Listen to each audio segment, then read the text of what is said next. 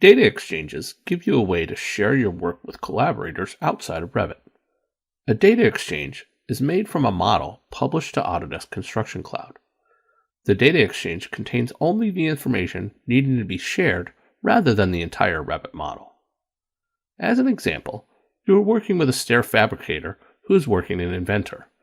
You want to share the stair tower portion of your model with them, but they do not need the entire model to accomplish their work.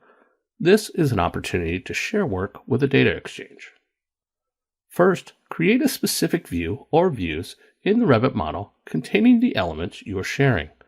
Data exchanges contain visible model geometry, type and instance element properties, room data, levels, and grids. A section box is used to limit the geometry in the data exchange to an area just around the stairs. Geometry unnecessary to the stair fabrication, such as the wall, are hidden in the view.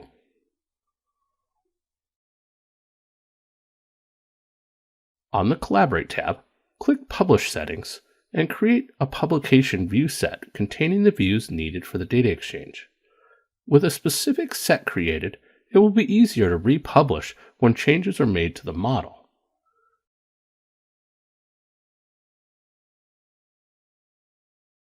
Once complete, the model is saved and published to the cloud.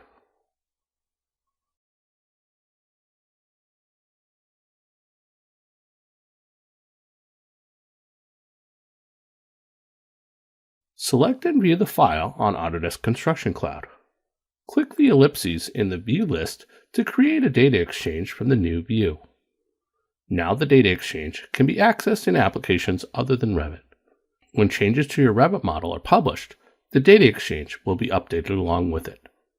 Use data exchanges from Revit to share portions of your model with collaborators.